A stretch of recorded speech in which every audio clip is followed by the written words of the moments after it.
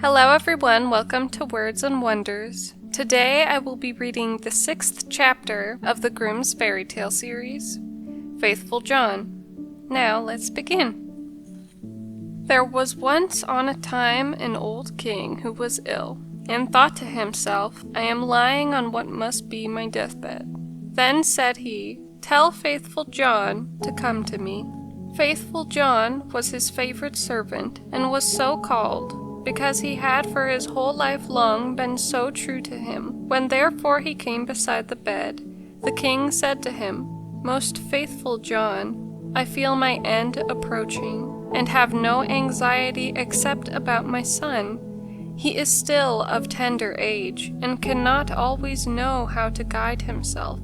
If thus thou not promise me to teach him everything that he ought to know, and to be his foster father, I cannot close my eyes in peace. Then answered Faithful John, I will not forsake him, and will serve him with fidelity, even if it should cost me my life.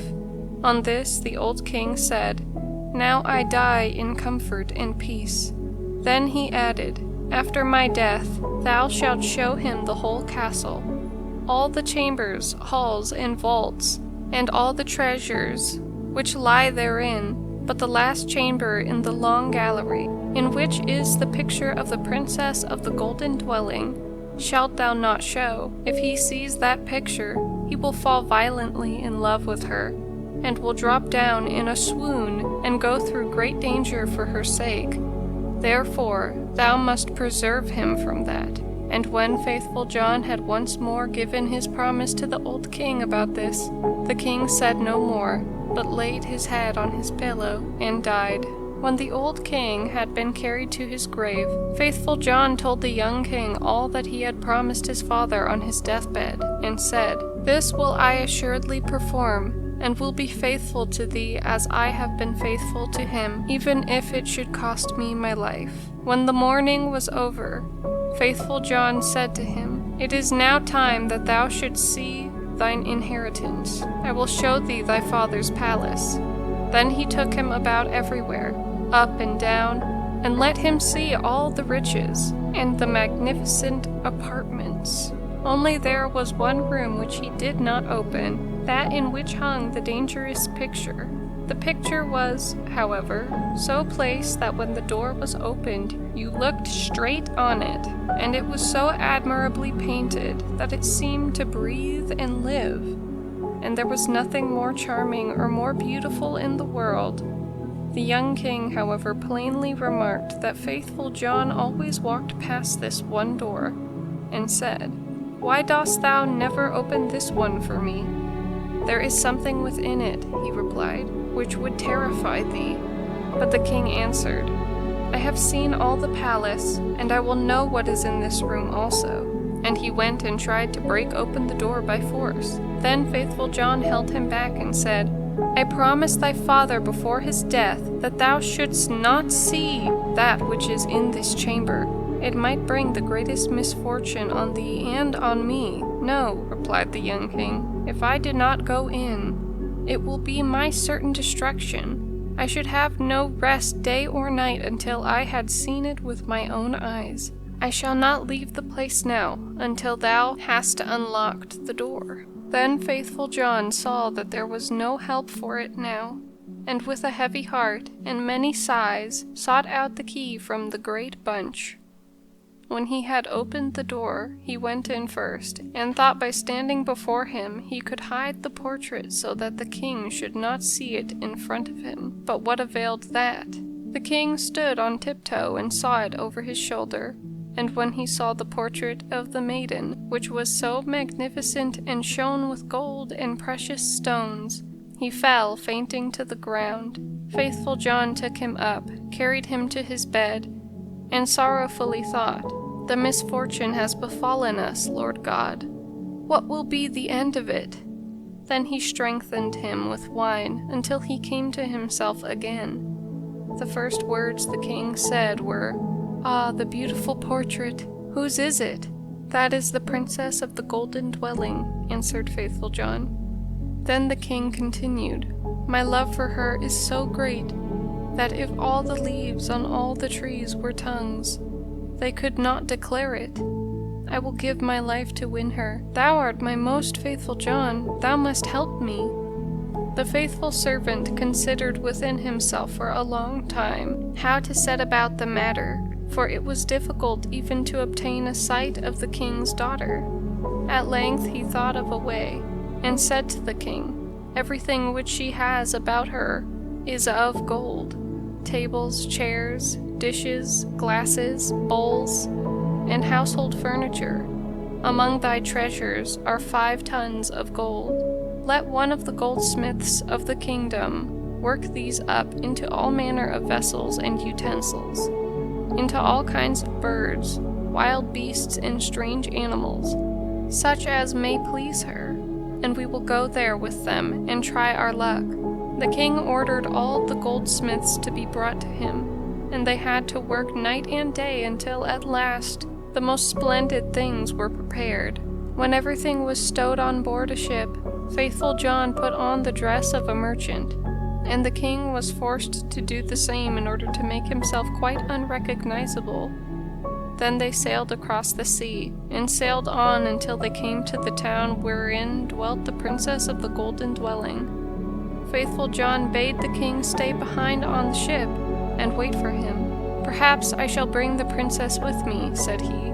"Therefore see that everything is in order. Have the golden vessels set out, and the whole ship decorated." Then he gathered together in his apron all kinds of golden things, went on shore, and walked straight to the royal palace. When he entered the courtyard of the palace, a beautiful girl was standing there by the well with 2 golden buckets in her hand, drawing water with them. And when she was just turning round to carry away the sparkling water, she saw the stranger, and asked who he was. So he answered, "I am a merchant," and opened his apron, and let her look in. Then she cried, "Oh, what beautiful golden things!" and put her pails down and looked at the golden wares one after the other. Then said the girl, "The princess must see these. She has such great pleasure in golden things that she will buy all you have." She took him by the hand and led him upstairs, for she was the waiting maid. When the king's daughter saw the wares, she was quite delighted, and said, "They are so beautifully worked that I will buy them all off of thee." But faithful John said, "I am only the servant of a rich merchant.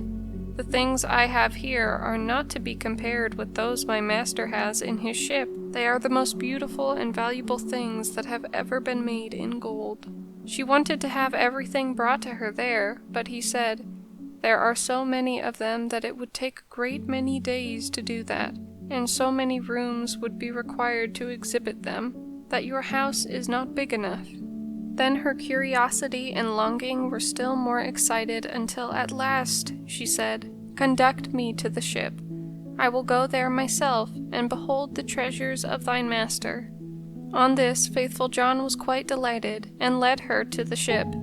And when the king saw her, he perceived that her beauty was even greater than the picture had represented it to be, and thought no other than that his heart would burst in twain. Then she got into the ship, and the king led her within. Faithful John, however, remained behind with the pilot, and ordered the ship to be pushed off, saying, "Set all sail, till it fly like a bird in air."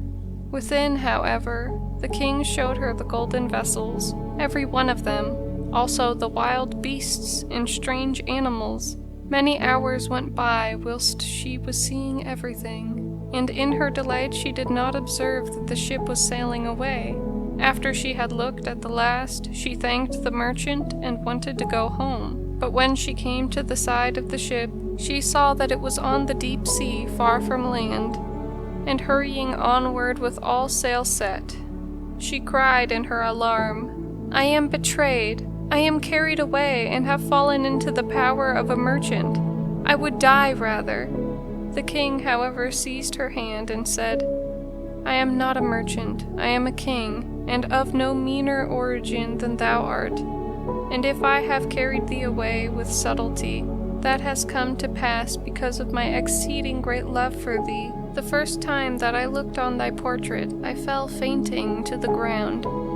When the princess of the golden dwelling heard that, she was comforted, and her heart was inclined unto him, so that she willingly consented to be his wife. It so happened, however, while they were sailing onward over the deep sea, that faithful John, who was sitting on the forepart of the vessel, making music, saw 3 ravens in the air, which came flying toward them. On this he stopped playing, and listened to what they were saying to each other, for that he well understood. One cried, "Oh, there he is, carrying home the princess of the golden dwelling." "Yes," replied the second. "But he has not got her yet," said the third. "But he has got her. She is sitting beside him in the ship." Then the first began again and cried, "What good will that do him? When they reach land, a chestnut horse will leap forward to meet him, and the prince will want to mount it. But if he does that, it will run away with him, and rise up into the air with him, and he will never see his maiden more," spake the second. "But is there no escape?"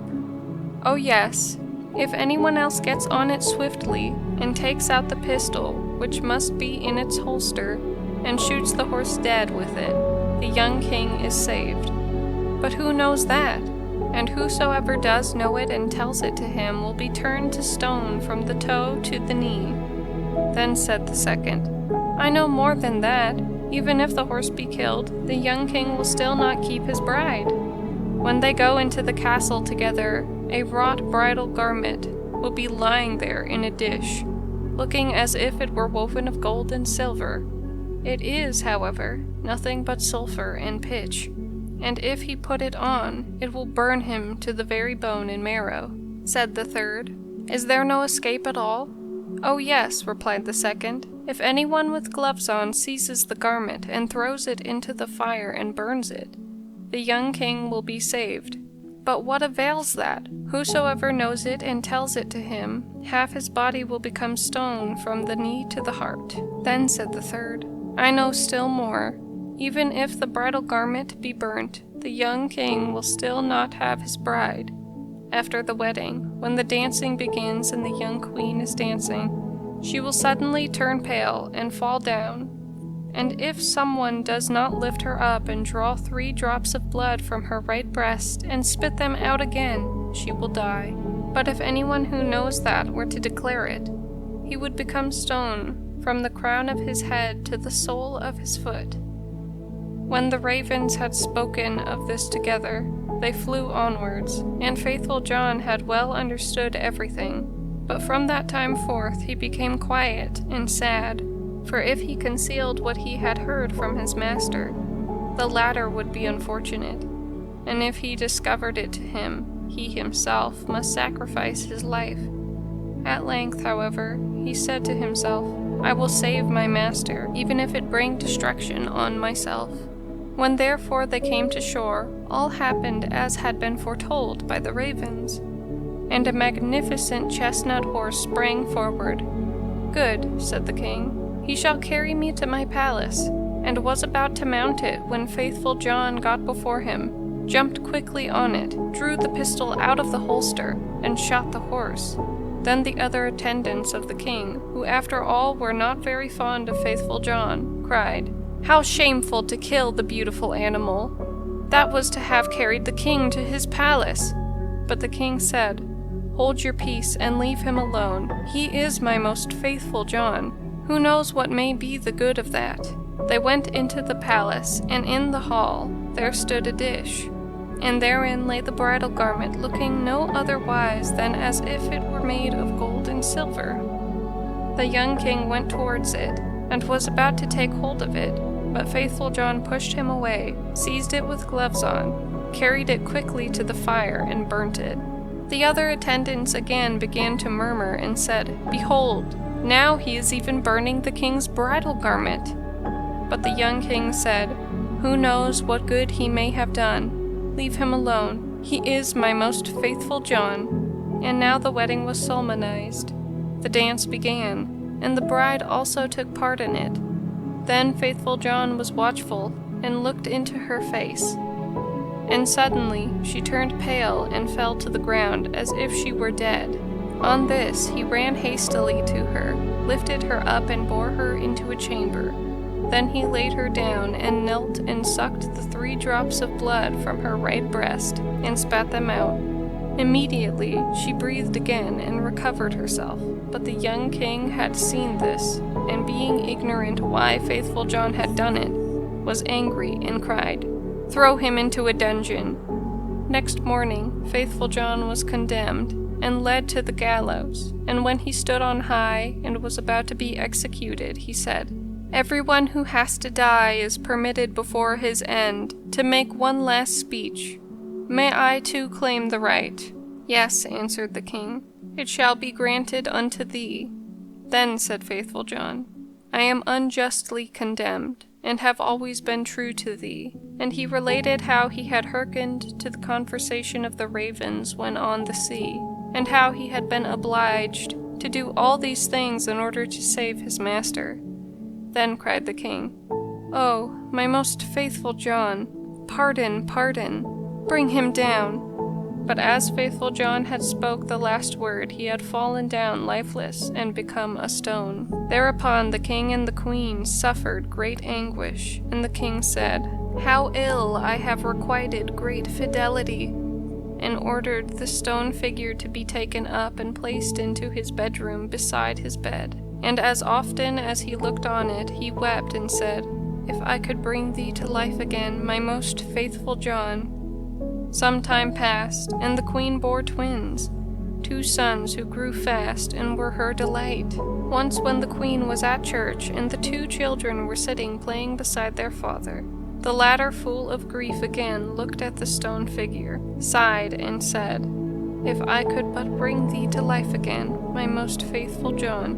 Then the stone began to speak and said, "Thou canst bring me to life again, if thou wilt use for that purpose what is dearest to thee." Then cried the king, "I will give everything I have in the world for thee." The stone continued, "If thou wilt cut off the heads of thy 2 children within thine own hand, and sprinkle me with their blood, I shall be restored to life." The king was terrified when he heard that he himself must kill his dearest children. But he thought of faithful John's great fidelity, and how he had died for him, drew his sword, and with his own hand cut off the children's heads. And when he had smeared the stone with their blood, life returned to it, and faithful John stood once more safe and healthy before him. He said to the king, "Thy truth shall not be unrewarded," and took the heads of the children, put them on again, and rubbed the wounds with their blood, on which they became whole again immediately, and jumped about, and went on playing as if nothing had happened. Then the king was full of joy, and when he saw the queen coming, he hid faithful John and the 2 children in a great cupboard. When she entered, he said to her, "Hast thou been praying in the church?" "Yes," answered she, "but I have constantly been thinking of faithful John, and what misfortune has befallen him through us." Then said he, "Dear wife, we can give him life again, but it will cost us our 2 little sons, whom we must sacrifice." The queen turned pale, and her heart was full of terror, but she said, "We owe it to him for his great fidelity."